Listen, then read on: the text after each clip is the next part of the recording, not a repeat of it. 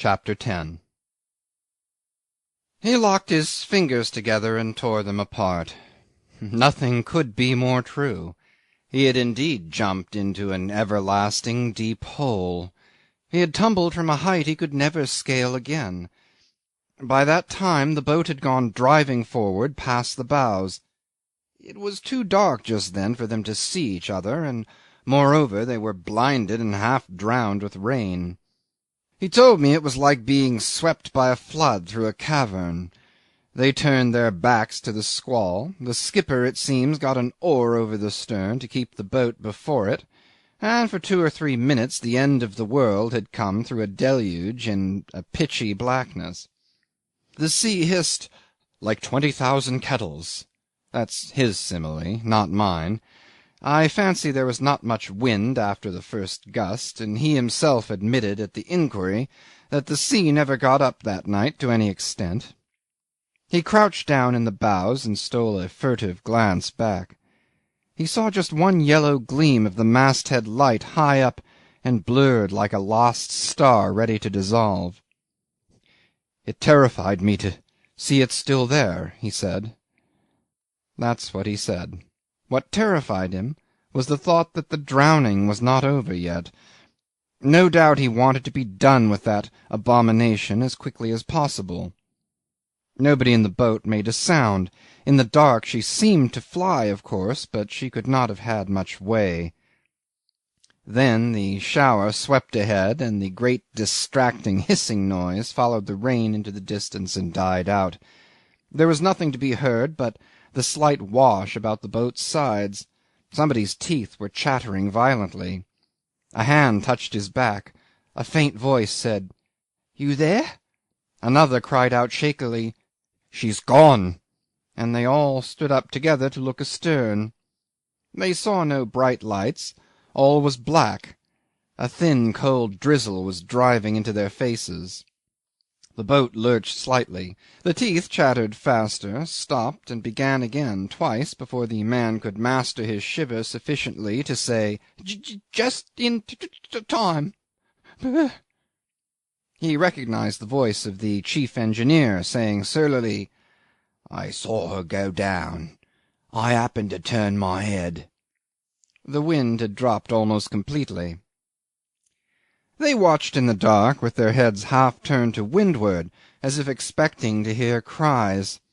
At first he was thankful the night had covered up the scene before his eyes, and then to know of it and yet to have seen or heard nothing appeared somehow the culminating point of an awful misfortune. "Strange, isn't it?" he murmured, interrupting himself in his disjointed narrative. It did not seem so strange to me. He must have had an unconscious conviction that the reality could not be half as bad, not half as anguishing, appalling, and vengeful as the created terror of his imagination. I believe that in this first moment his heart was wrung with all the suffering, that his soul knew the accumulated savour of all the fear, all the horror, all the despair of 800 human beings pounced upon in the night by a sudden and violent death. Else why should he have said, "It seemed to me that I must jump out of that accursed boat and swim back to sea, 1/2 a mile, more, any distance, to the very spot"? Why this impulse? Do you see the significance? Why back to the very spot? Why not drown alongside, if he meant drowning? Why back to the very spot, to sea, as if his imagination had to be soothed by the assurance that all was over before death could bring relief? I defy any one of you to offer another explanation. It is one of those bizarre and exciting glimpses through the fog. It was an extraordinary disclosure.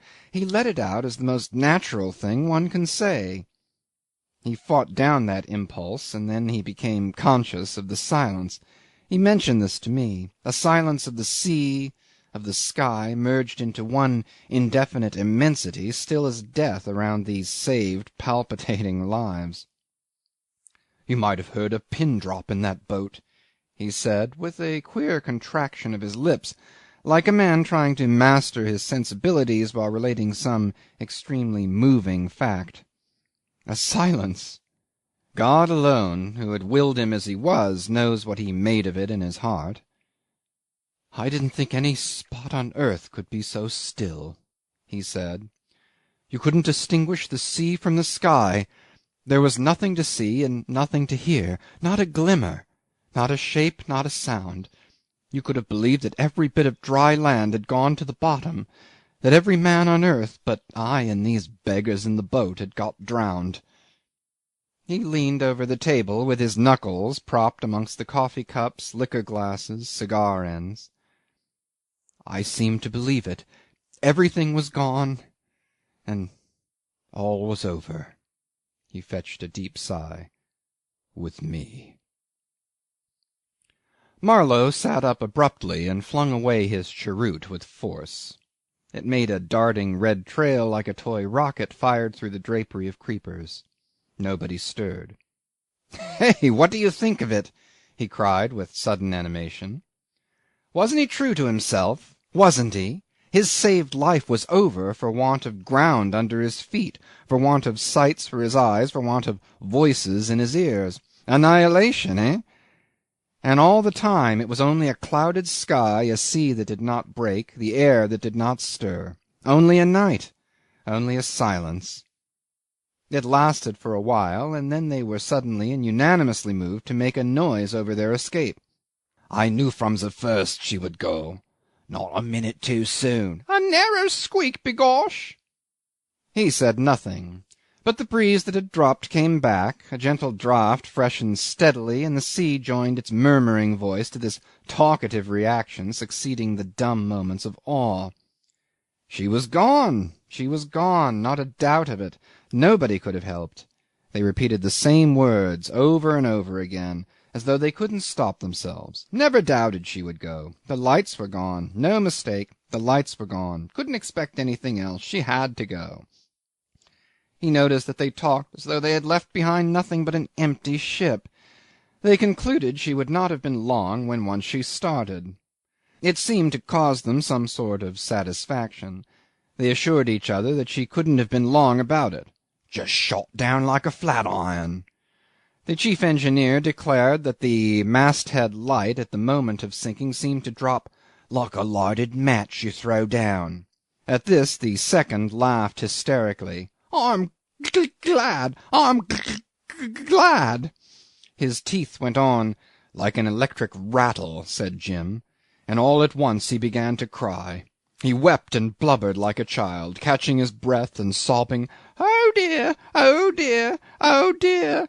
He would be quiet for a while and start suddenly, "Oh, my poor arm! Oh, my poor arm!" I felt I could knock him down. Some of them sat in the stern sheets. I could just make out their shapes. Voices came to me, mumble, mumble, grunt, grunt. All this seemed very hard to bear. I was cold too, and I could do nothing. I thought that if I moved I would have to go over the side and... His hand groped steadily, came in contact with a liquor glass, and was withdrawn suddenly, as if it had touched a red-hot coal. I pushed the bottle slightly. "Won't you have some more?" I asked. He looked at me angrily. "Don't you think I can tell you what there is to tell without screwing myself up?" he asked. The squad of globe-trotters had gone to bed. We were alone but for a vague white form erect in the shadow that, at being looked at, cringed forward, hesitated, backed away silently. It was getting late, but I did not hurry my guest. In the midst of his forlorn state he heard his companions begin to abuse some one. "What kept you from jumping, you lunatic?" said a scolding voice. The chief engineer left the stern sheets, and could be heard clamouring forward as if with hostile intentions against "the greatest idiot that ever was." The skipper shouted with rasping effort offensive epithets from where he sat at the oar. He lifted his head at that uproar, and heard the name George, while a hand in the dark struck him on the breast. "What have you got to say for yourself, you fool?" queried somebody with a sort of virtuous fury. "They were after me," he said. "They were abusing me by the name of George." He paused to stare, tried to smile, turned his eyes away, and went on. That little second puts his head right under my nose. "Why, it's that blasted mate!" "What?" howls the skipper from the other end of the boat. "No!" shrieks the chief, and he too stooped to look in my face. The wind had left the boat suddenly. The rain began to fall again, and the soft, uninterrupted, a little mysterious sound with which the sea receives a shower arose on all sides in the night. They were too taken aback to say anything more at first, he narrated steadily. And what could I have to say to them? He faltered for a moment, made an effort to go on. They called me horrible names. His voice, sinking to a whisper, now and then would leap up suddenly, hardened by the passion of scorn, as though he had been talking of secret abominations. "Never mind what they called me," he said grimly. I could hear hate in their voices. A good thing, too. They could not forgive me for being in that boat. They hated it. It made them mad. He laughed short. But it kept me from... Look, I was sitting with my arms crossed on the gunwale. He perched himself smartly on the edge of the table and crossed his arms. Like this, see? One little tilt backwards and I would have been gone, after the others. One little tilt. The least bit. The least bit. He frowned, and tapping his forehead with the tip of his middle finger, "It was there all the time," he said impressively. "All the time. That notion. And the rain, cold, thick, cold as melted snow, colder, on my thin cotton clothes. I'll never be so cold again in my life, I know. And the sky was black, too, all black. Not a star, not a light anywhere. Nothing outside that confounded boat, and those two yapping before me like a couple of mean mongrels at a treed thief. Yap! Yap! What are you doing here? You're a fine sort. Too much of a bloomin' gentleman to put your hand to it. Come out of a trance, did you? To sneak in, did you? Yap, yap. You ain't fit to live. Yap, yap. Two of them together trying to outbark each other. The other would bay from the stern through the rain. Couldn't see him. Couldn't make it out. Some of his filthy jargon. Yap, yap. Bow, wow, wow, wow, wow. Yap, yap. It was sweet to hear them. It kept me alive, I tell you. It saved my life. At it they went, as if trying to drive me overboard with the noise. I wonder you had pluck enough to jump. You ain't wanted here. If I'd known who it was, I would have tipped you over, you skunk. What have you done with the other? Where did you get the pluck to jump, you coward? What's to prevent us three from firing you overboard? They were out of breath. The shower passed away upon the sea. Then nothing. There was nothing round the boat. Not even a sound. Wanted to see me overboard, did they? Upon my soul. I think they would have had their wish if they had only kept quiet. Fire me overboard, would they? Try, I said. I would for a tuppence. Too good for you, they screeched together. It was so dark that it was only when one or the other of them moved that I was quite sure of seeing him. By heavens, I only wish they'd tried. I couldn't help exclaiming, "What an extraordinary affair!" "Not bad, eh?" he said, as if in some sort astounded. They pretended to think I had done away with that donkey man for some reason or other. Why should I? And how the devil was I to know? Didn't I get somehow into that boat? Into that boat? The muscles round his lips contracted into an unconscious grimace that tore through the mask of his usual expression, something violent, short-lived and illuminating, like a twist of lightning, that admits the eye for an instant into the secret convolutions of a cloud. I did. I was plainly there with them, wasn't I? Isn't it awful a man should be driven to do a thing like that, and be responsible? What did I know about their George they were howling after? I remembered I had seen him curled up on the deck. Murdering coward, the chief kept on calling me. He didn't seem able to remember any other two words. I didn't care, only his noise began to worry me. Shut up, I said. At that he collected himself for a confounded screech. You killed him! You killed him! "No," I shouted, "but I will kill you directly." I jumped up, and he fell backwards over a thwart with an awful loud thump. I don't know why. Too tired. Tried to step back, I suppose. I stood still, facing aft, and the wretched little second began to whine. "You ain't going to hit a chap with a broken arm, and you call yourself a gentleman too?" I heard a heavy tramp, 1, 2, and wheezy grunting. The other beast was coming at me, clattering his oar over the stern. I saw him moving, big, big, as you see a man in a mist, in a dream. "Come on!" I cried. I would have tumbled him over like a bale of shakings. He stopped, muttered to himself, and went back. Perhaps he had heard the wind. I didn't. It was the last heavy gust we had. He went back to his oar. I was sorry. I would have tried to. He opened and closed his curved fingers, and his hands had an eager and cruel flutter. "Steady, steady," I murmured. "Eh? What?"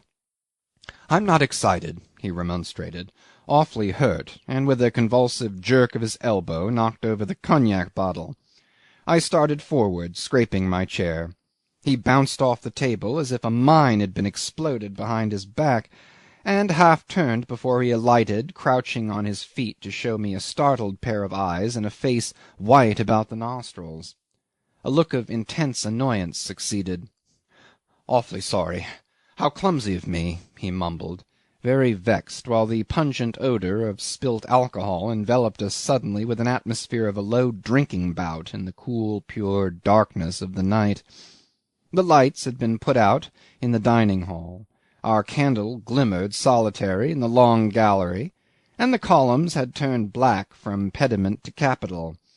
On the vivid stars the high corner of the harbour office stood out distinct across the esplanade, as though the sombre pile had glided nearer to see and hear. He assumed an air of indifference.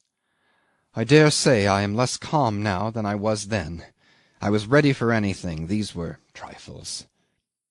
"You had a lively time of it in that boat," I remarked.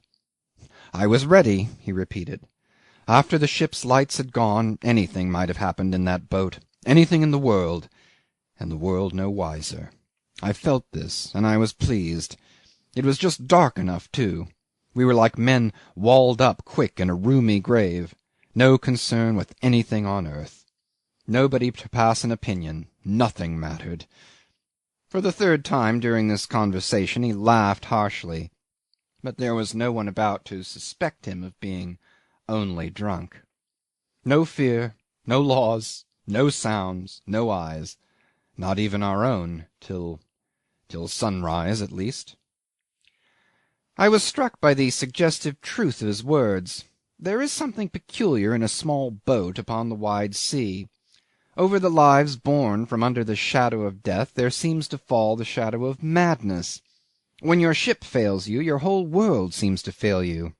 The world that made you, restrained you, took care of you. It is as if the souls of men floating on an abyss and in touch with immensity had been set free for any excess of heroism, absurdity, or abomination.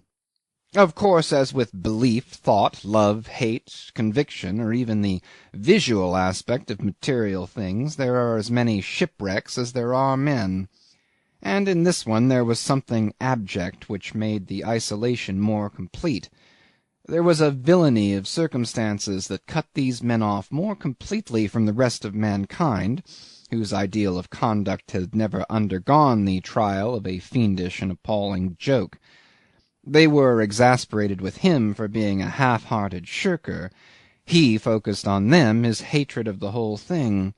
He would have liked to take a signal revenge for the abhorrent opportunity they had put in his way. Trust a boat on the high seas to bring out the irrational that lurks at the bottom of every thought, sentiment, sensation, emotion. It was part of the burlesque meanness pervading that particular disaster at sea that they did not come to blows. It was all threats, all a terribly effective feint, a sham from beginning to end, planned by the tremendous disdain of dark powers whose real terrors always on the verge of triumph, are perpetually foiled by the steadfastness of men. I asked, after waiting for a while, "Well, what happened?" A futile question. I knew too much already to hope for the grace of a single uplifting touch, for the favour of hinted madness, of shadowed horror. "Nothing," he said. "I meant business, but they meant noise only. Nothing happened." And the rising sun found him just as he had jumped up first, in the bows of the boat. What a persistence of readiness! He had been holding the tiller in his hand, too, all the night. They had dropped the rudder overboard while attempting to ship it, and I suppose the tiller got kicked forward somehow while they were rushing up and down that boat, trying to do all sorts of things at once, so as to get clear of the side. It was a long, heavy piece of hard wood, and apparently he had been clutching it for 6 hours or so, if you don't call that being ready. Can you imagine him, silent and on his feet half the night, his face to the gusts of rain, staring at sombre forms watchful of vague movements, straining his ears to catch rare low murmurs in the stern-sheets? Firmness of courage or effort of fear? What do you think? And the endurance is undeniable, too. 6 hours more or less on the defensive. 6 hours of alert mobility while the boat drove slowly or floated, arrested, according to the caprice of the wind, while the sea, calmed, slept at last, while the clouds passed above his head, while the sky, from an immensity lustreless and black, diminished to a sombre and lustrous vault, scintillated with a greater brilliance, faded to the east, paled at the zenith, while the dark shapes blotting the low stars astern got outlines, relief became shoulders, heads, faces, features, confronted him with dreary stares, had dishevelled hair, torn clothes, blinked red eyelids at the white dawn. They looked as though they'd been knocking about drunk in gutters for a week, he described graphically, and then he muttered something about the sunrise being of a kind that foretells a calm day. You know that sailor habit of referring to the weather in every connection. And on my side his few mumbled words were enough to make me see the lower limb of the sun clearing the line of the horizon, the tremble of a vast ripple running over all the visible expanse of the sea, as if the waters had shuddered, giving birth to the globe of light, while the last puff of the breeze would stir the air with a sigh of relief. They sat in the stern, shoulder to shoulder, with the skipper in the middle, like 3 dirty owls, and stared at me. I heard him say, with an intention of hate that distilled a corrosive virtue into the commonplace words like a drop of powerful poison falling into a glass of water. But my thoughts dwelt upon that sunrise. I could imagine under the pellucid emptiness of the sky these 4 men imprisoned in the solitude of the sea, the lonely sun, regardless of the speck of life, ascending the clear curve of the heaven as if to gaze ardently from a greater height at his own splendour reflected in the still ocean. "They called out to me from aft," said Jim, "as though we had been chums together. I heard them. They were begging me to be sensible and drop that bloomin' piece of wood. Why would I carry on so? They hadn't done me any harm, had they? There had been no harm. No harm." His face crimsoned as though he could not get rid of the air in his lungs. "No harm!" he burst out. "I leave it to you. Can you understand? Can't you? You see it, don't you? No harm! Good God, what more could they have done? Oh yes, I know very well. I jumped. Certainly, I jumped. I told you I jumped. But I tell you they were too much for any man. It was their doing as plainly as if they had reached up with a boat-hook and pulled me over. Can't you see it? You must see it. Come, speak, straight out." His uneasy eyes fastened upon mine, questioned, begged, challenged, entreated. For the life of me I couldn't help murmuring, "You've been tried." "More than is fair," he caught up swiftly. "I wasn't given half a chance with a gang like that. And now they were friendly. Oh, so damnably friendly. Chums, shipmates, all in the same boat. Make the best of it. They hadn't meant anything. They didn't care a hang for George. George had gone back to his berth for something at the last moment and got caught. The man was a manifest fool. Very sad, of course. Their eyes looked at me, their lips moved, they wagged their heads at the other end of the boat. 3 of them, they beckoned to me. Why not? Hadn't I jumped? I said nothing. There are no words for the sort of things I wanted to say. Had I opened my lips just then, I would have simply howled like an animal. I was asking myself when I would wake up. They urged me aloud to come aft and hear quietly what the skipper had to say. We were sure to be picked up before the evening, right in the track of all the canal traffic.